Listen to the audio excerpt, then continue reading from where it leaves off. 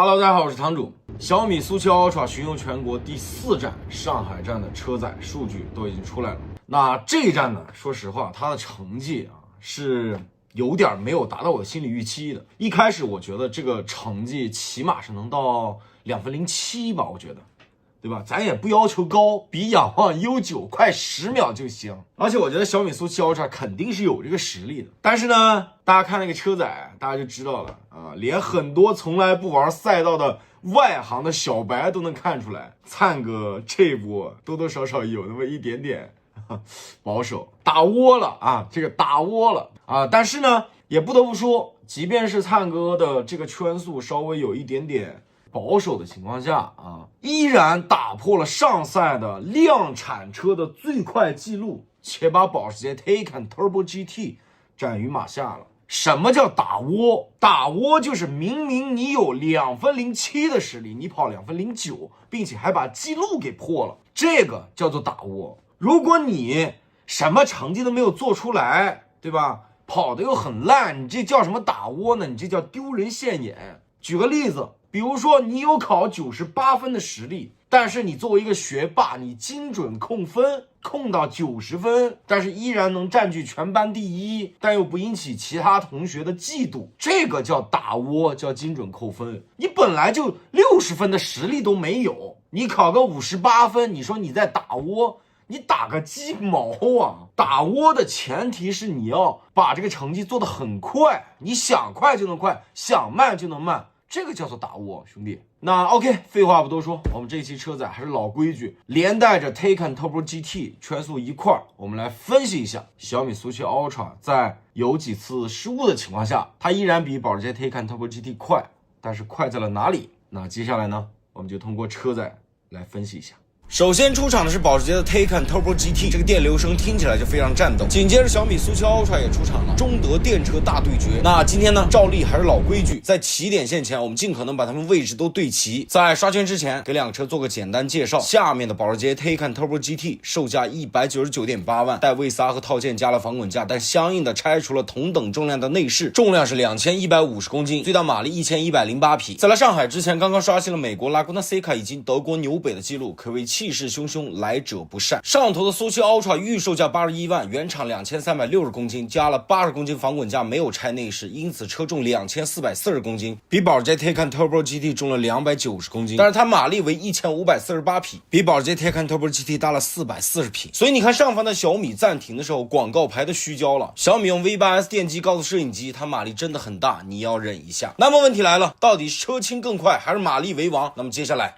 冲！1号弯上头的苏7 Ultra 尾速286，简直是离谱。而下面的保时捷呢，尾速是258，两台车尾速差了28公里秒时。双方都冲进1号弯，灿哥的线路走得相对紧一点，而保时捷厂队车手则在线路上更加大开大合一些。这里呢，双方差距很小，灿哥呢也一直保持着身位上的微弱领先。从1号海螺湾往下衔接，双方的开法大差不差，都是紧紧抱住弯心，但是目标已经开始瞄向4号弯，一切都是为了尽可能把车头对直，尽早开电门。但是保时捷厂队车手胆子更大一些，他把线路几乎用满了，在胆量跟细节上都要略胜灿哥一筹。前方的6号弯，灿哥尾速250，一脚下就刹晚了，严重推头。按经验推算，这一脚刹车就得丢起码0.5秒，连带着后面的小直线都得受到影响。不过苏7 Ultra 马力终究还是大，因此以这个龙门架为例，苏7 Ultra 到这里还是保持着身位上的领先。紧接着进入7-8连续高速弯，苏7 Ultra 的弯速整体来说比保时捷要低一些，毕竟整体重了290公斤。双方都细腻的用油门控制着速度，尽可能在弯里多带速度。但是保时捷厂队车手对于路面的宽度用的更极致一些，路肩几乎都吃满了，所以他可以在弯里带更多的速度。比如说前方左转进去之后，下方的保时捷右侧轮子骑上了一大半的路肩，这让他的线路可以拉得更早更直，因此他也能更早的开电门。以左侧的这块路肩为参考点，保时捷通过前面这一系列连续弯，也第一次实现了身位上的反超。灿哥单就苏7 Ultra 这个车来说，绝对已经是 Pro 级别，但是奈何对面是保时捷厂队车手，且也专门以刷 Taycan Turbo GT 为主。灿哥在这一段连续弯里其实已经算输的很少的了，如果换我上，上，估计此时已经被保时捷厂队车手拉开至少2个身位了。出了10号弯，保时捷厂队车手再次路肩吃满，完全无惧先击右边的波波池，可谓艺高人胆大。11号弯前一脚重刹，此时双方身位差不多，但是灿哥进弯之后电门开大了，一个大反打，身位瞬间落后了。我懂了，灿哥他这是在给我们后续车主刷圈留空间，他真的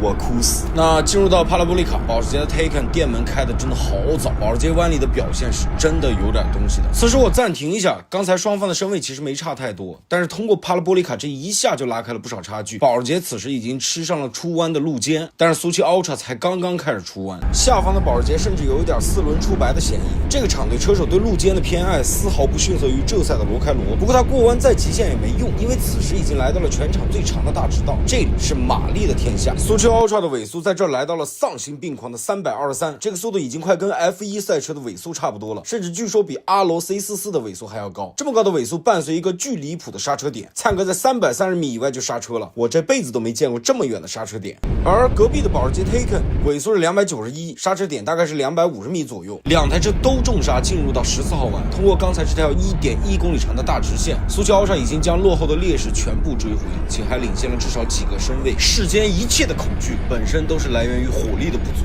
说真的，保时捷表现已经非常优秀了，在半湿地的路面能跑这么快是真的强，但是奈何他碰上的是苏七 Ultra， 一个马力说是1548匹，就真的给到你1548匹的车子。小米这一圈全国赛道巡游之后，我相信黑小米的人依然还是会有很多，但是应该不会再有人黑小米的电机水平以及它的加速能力了。OK， 车载视频大家看完了，那接下来呢，我们带着几个问题来结束这个视频。首先第一个问题就是灿哥刷圈这一次到底有多少裤裆，然后真的极限刷能到多少。然后在回答这个问题之前呢，我们先来看一下 log。 而说起这个 log， 说出来你可能不信，我粉丝群里面有一个人才叫苍山王祖蓝，他是一个程序员，他通过小米和保时捷发布的视频，根据他们的时间轴以及一堆我听不懂的名词，然后写程序把他俩的log 线给他荡出来了，并且把秒差都荡出来了。他把这个东西直接发给我，我一下就看明白了，小米苏七 Ultra 和保时捷 Taycan Turbo GT 它到底快在哪儿，慢在哪儿。那接下来呢，我们先来看一下 log。 这个 log 其实能发现出来很多东西。首先这个黄线是代表小米苏七，红线是代表了保时捷 Taycan， 下面这个蓝线呢是代表他们俩之间的秒差。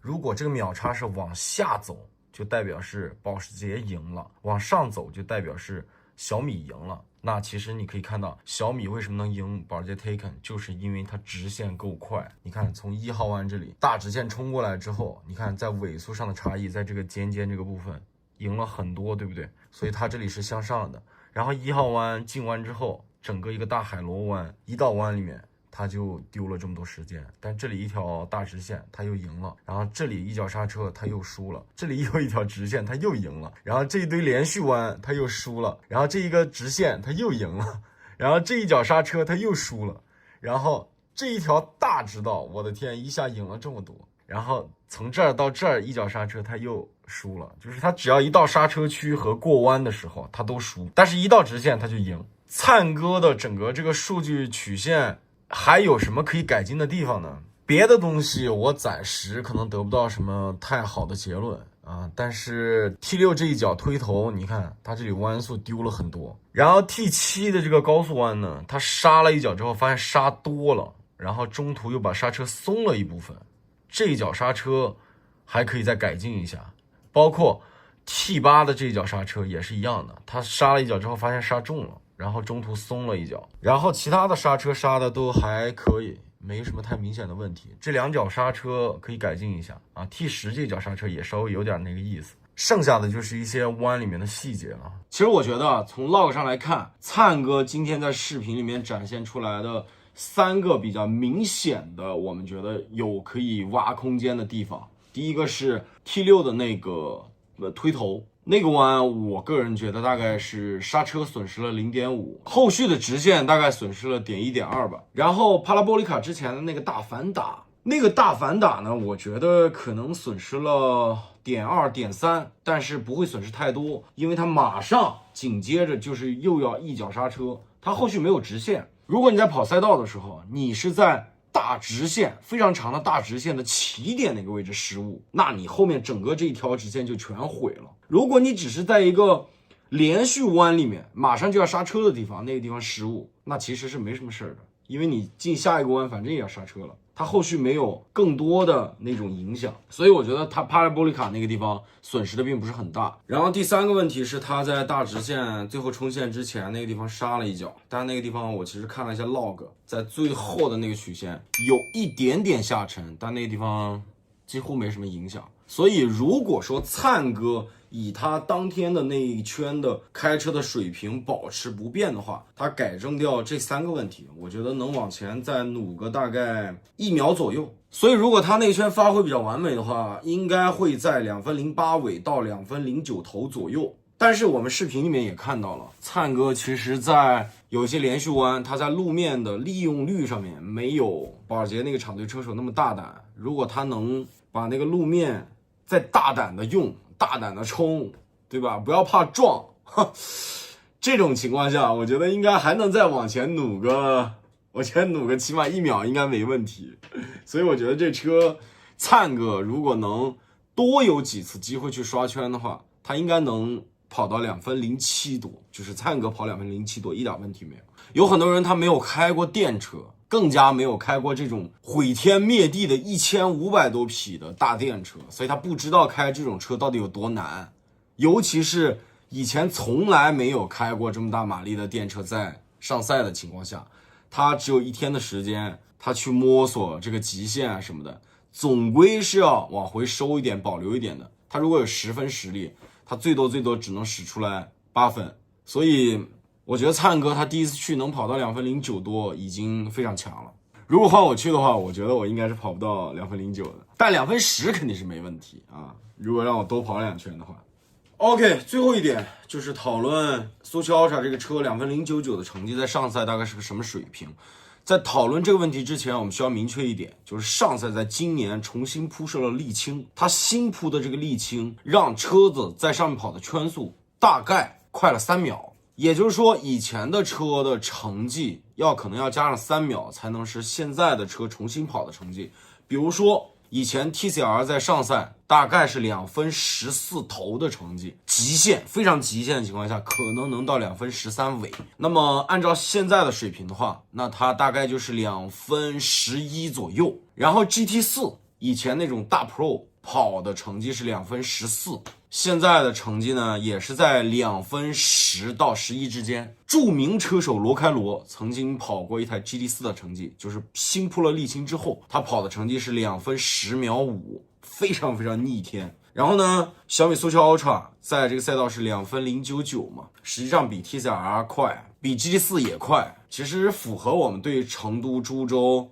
还有珠海的一个固有的印象。但是我在想，为什么大家对于上赛的这个成绩并没有那么惊喜呢？原因我觉得可能是因为前3站小米速7 Ultra 表现实在是太优秀了，因此把大家的预期都提高了，你懂我意思吧？他在现有的这个成绩之上啊，他肯定还能再往前走，因为我们今天通过车载都分析了。但我觉得灿哥今天跑的这个成绩尽管是有瑕疵的成绩，但是依然还是挺快的，这也是最离谱的地方。因为今天看完了车载，我感觉空间还挺大，结果呢咔，对吧，就把保时捷记录给破了，也同时比 TCR 快，比 GT4 快，就很离谱。就是他明明失误看着那么多，但是却还是那么快，这才是最离谱的。说了这么多啊，小米速7 Ultra 的优秀我觉得已经不需要再证明什么了。但是问题就来了，我现在比较担心一个事儿，就是因为小米速7 Ultra 全国巡游这4站，它的圈速表现都太扎眼了，去哪个赛道就刷掉哪个赛道的记录，然后比赛车都快。这个雷总本来可能打算，对吧，预售价81万啊，这个真正的价格定在50多万，结果现在一看，对吧，这个表现这么亮眼，大家都这么捧，哇，这个预期又这么高，这个价格不能降了。那对于我们这些想买速7 Ultra 的车主来说，就无疑是一个晴天霹雳。所以我希望，对吧，这个雷总不要被外界的这些因素所影响，该降价你就降点，别把价格定得太高啊，让我们这些人砸锅卖铁能买得起啊。希望苏乔 Ultra 正式上市的价格能够给我们一个大大的惊喜吧。小米每次价格上面应该都会给我们一个比较大的惊喜。那 OK， 因为接连4天高强度的做这个苏乔 Ultra 的解说视频，我真的乏了。我靠，我这2天连续通宵达旦在做这个内容，真的有点累了。然后今天的这个东西就不讲这么多了啊，就到这里结束吧。那 OK， 我是堂主，那我们下期再见，拜拜。